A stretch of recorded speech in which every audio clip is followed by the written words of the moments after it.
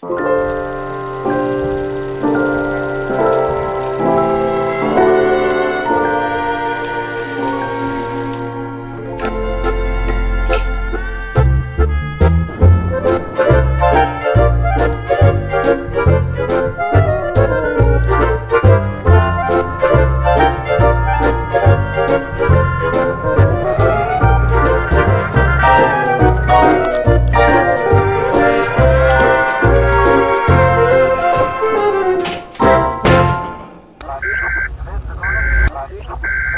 is not a test. Repeat, this is not a test.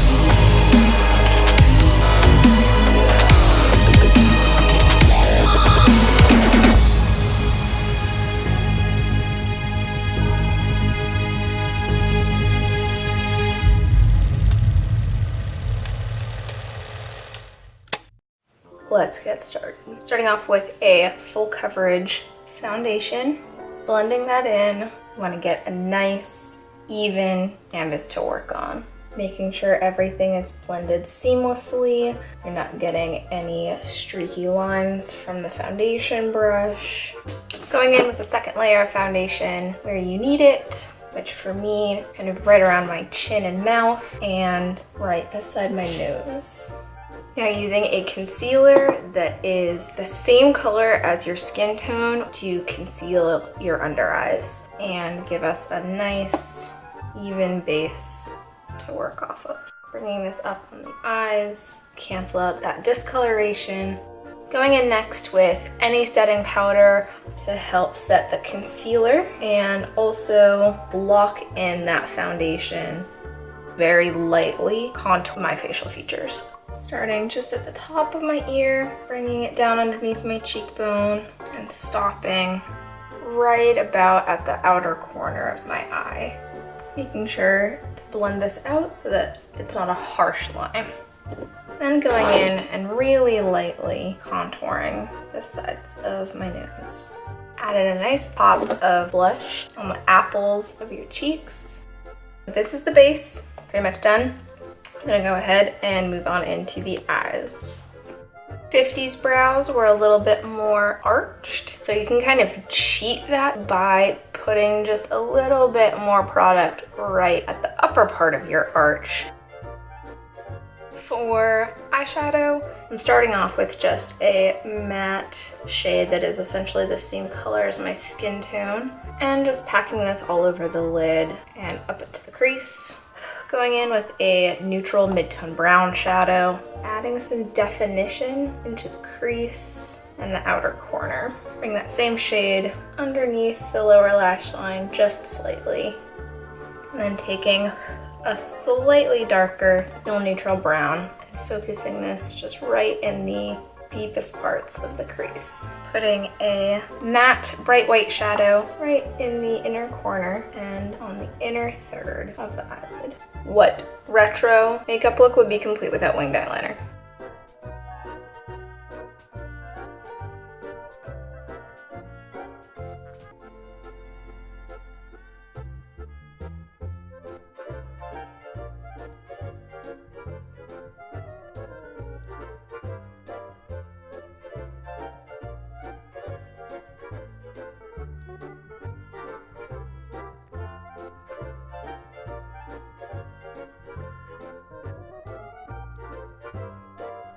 Take a matte white pencil eyeliner and line your lower waterline. This is also going to help contribute to that wide-eyed, awake look.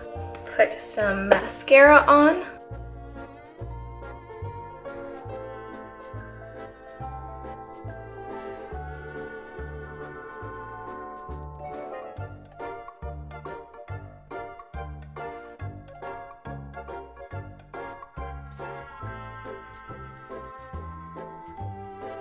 It's the one thing we need to complete this look. You guessed it, red lipstick. I like to fill in the middle of my lips first while I have the most product on the applicator, and then start going in and defining my lip line. This is the finished retro makeup look.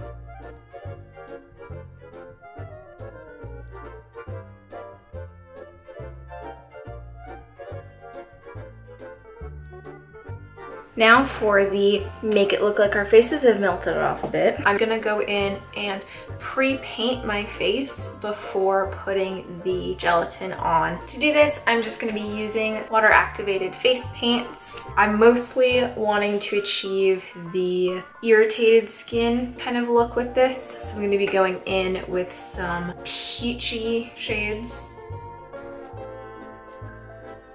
I'm gonna go in with a little bit of an orangey yellow color in some smaller spots.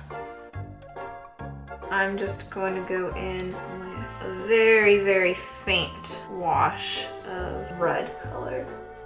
I'm going to be using gelatin today. You can make it at home. I will put in the description a link to a good gelatin recipe by Mikey over at Glam and Gore. Big thing with gelatin is it needs to be heated up before you can use it. So you always want to patch test this to make sure it's not too hot.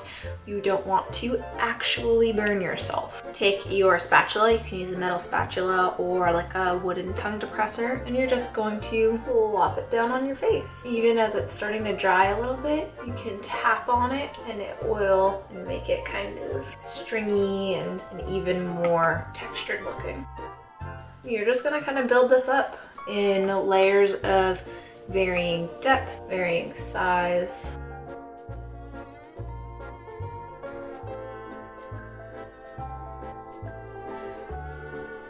Take the back of a small paintbrush and see if there are any areas where I can lift up this gelatin. Create little pockets. Now that we've got some of these nice holes, it's time to color them in. Using those same water activated paints and going in with a mixture of dark red, brown, and a little bit of purple. I'll be painting the inside of these burns. Very similar to how we contour out areas that we want to recede back. We want these areas to look like they're sunken in and beneath this gummy burnt skin layer, making them dark. It's gonna help make them look like they're a little bit deeper. Now to take away a lot of this stickiness, I'm gonna take just a translucent setting powder and pat this over the gelatin to add some highlights to the high points of this burn. I'm gonna take a light coverage liquid foundation on a beauty sponge and just apply it over top. Now it's time to add a little bit of black texture, add a more charred appearance. To do this, I'm going to be using a fan brush to hopefully help make sure that the application is light and not overpowering the rest of the look. The black soot is another great way to blend this look in with your hairline if you have dark hair like I do. That way your hair kind of just fades into this burn. One thing, you don't want to forget your ear. So mixing the brown with some of that red we've been using, even adding in a little bit of orange. Put some paste style of blood in the deeper portions of these wounds. And you can kind of take it either on the back of your paintbrush, on the tip of your spatula, and stick it in some of these areas. It really helps add another dimension of texture.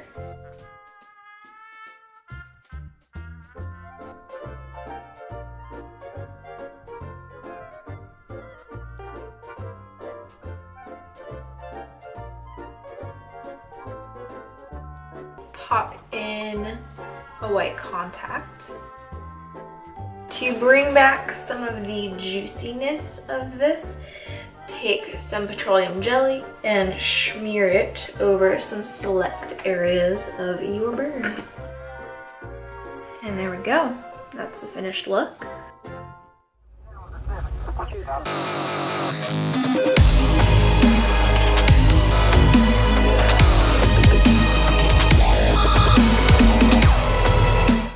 I hope you enjoyed this video and learned something new today.